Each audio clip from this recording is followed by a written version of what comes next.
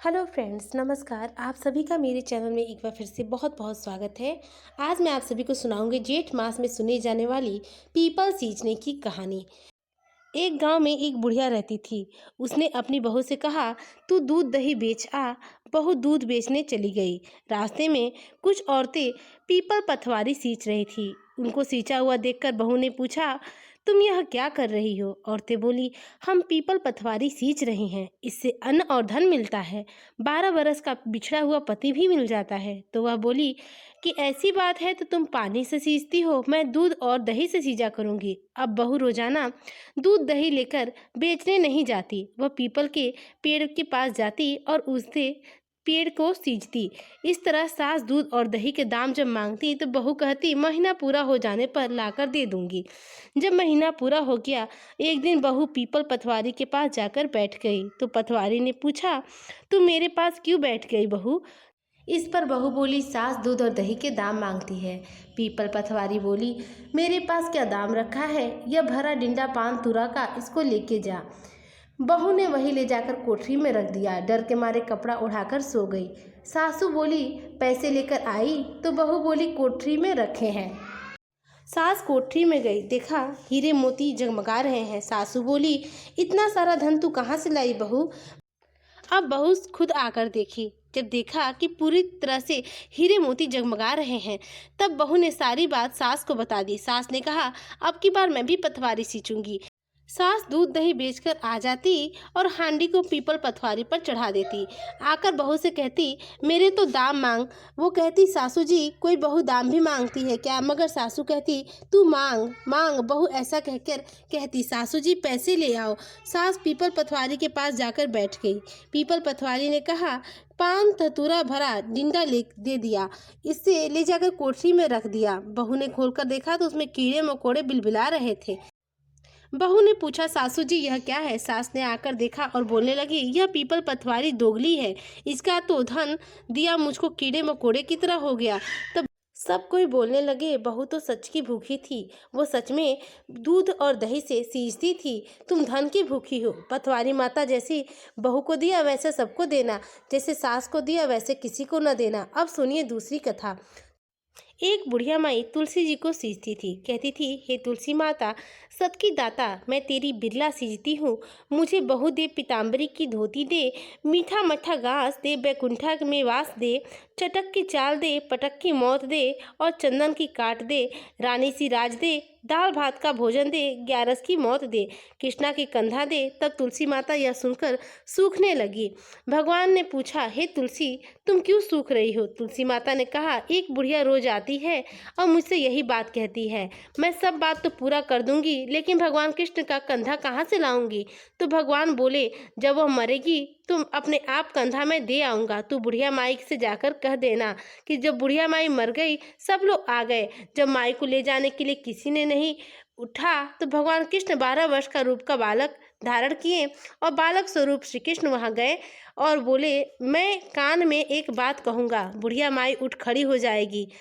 बालक स्वरूप श्री कृष्ण ने बुढ़िया माई के कान में जाकर कहा, बुढ़िया माई, मन की निकाल ले, पीताम्बरी की धोती ले, मीठा मट्ठा घास ले, बैकुंठा में वास ले, चटक की चाल ले, पटक की मौत ले, कृष्ण का कंधा ले। यह सुनकर बुढ़िया माई हल्की हो गई। भगवान श्री कृष्ण ने उन्हें कंधा दिया।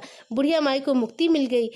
हे तुलसी माता, जैसे बुढ़िया माई को मुक्ति दी वैसे ही सभी को देना। प्रेम से बोलिए, श्री तुलसी महारानी की जय, श्री कृष्ण भगवान की जय। अब मैं आपको सुनाती हूँ तीसरी कथा, विनायक जी की कथा। एक बार गणेश जी एक छोटे बालक के रूप में चिमटी में चावल और चमचे में दूध लेकर निकले। वे हर किसी से कह रहे थे, कोई इस मेरी खीर बना दो, कोई मेरी खीर बना दो। एक बुढ़िया बैठी थी, उसने कहा, ला मैं बना दूं। छोटा सा बर्तन चढ़ाने लगी। तब गणेश जी ने कहा, दादी माँ, छोटी सी भगोनी मत चढ़ाओ, तुम्हारे घर में जो सबसे बड़ा चरू हो वही चढ़ा दो। बुढ़िया ने वही चढ़ा दिया। वह देखती रह गई, वह तो पूरा भर गया। गणेश जी ने कहा, दादी माँ, मैं नहाकर आता हूँ। खीर तैयार हो गई। बुढ़िया के पोते पोती ने खीर खाने के लिए रोने लगे। बुढ़िया ने कहा, गणेश जी आपके भोग लगना, कहकर चूल्हे में थोड़ी सी खीर डाली और कटोरे भर भर कर बच्चों को दे दी। पड़ोसन ऊपर से देख रही थी। बुढ़िया ने सोचा, यह चुगली खा लेगी, सो कटोरा भरकर उसे भी पकड़ा दिया जाए। बेटे की बहू ने चुपके से एक कटोरा खीर खाई, कटोरा चक्की के नीचे छुपा दिया। अब गणेश जी नहीं आए। बुढ़िया को बहुत भूख लगी थी। एक कटोरा खीर भरकर बुढ़िया पीछे बैठकर कहा, ए गणेश जी आपके भोग लगना, और खाना शुरू कर दिया। तभी वहां गणेश जी आ गए। बुढ़िया ने कहा, आजा रे गणेश, खीर खा ले, मैं तो तेरी ही राह देख रही थी। तब गणेश जी ने कहा, दादी माँ मैंने तो खीर खा ली। कब खाई, ऐसा बुढ़िया ने पूछा। गणेश जी ने कहा, जब तेरे पोता पोती ने खाई तब खाई, जब तेरी पड़ोसन ने खाई तब खाई, जब तेरी बहू ने खाई तब खाई, और जब तूने खाई तो मेरा पेट ही भर गया। बुढ़िया ने कहा, बेटा आज मैं सारी बात सच बताती हूँ।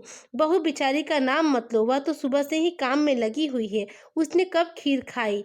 तो गणेश जी ने कहा, चाकी के नीचे देख, जूठा कटोरा पड़ा है, तूने मेरे भोग लगाया था वही रखा था, बुढ़ी वही तेरी बहू खा गई। बुढ़िया ने कहा, बेटा घर की बात है, घर में ही रहने दो, बची हुई खीर का मैं क्या करूं। गणेश जी ने कहा, नगरी जिमा दे, लोगों को न्योता दिया तो सब हंसने लगे, बोले कल तो खाने का पता नहीं, आज नगरी जिमाएंगी। फिर भी गांव के सभी वासी वहां भोजन के लिए एकत्रित हुए। जब चरु पूरा भरा, राजा को पता चला बुढ़िया को बुलावा है। कहा, क्यों बुढ़िया, ऐसे चरु तेरे घर अच्छे लगे या हमारे घर। बुढ़िया ने कहा, राजा जी आप ही ले लो। राजा जी ने खीर का चरु महल में मंगवा लिया।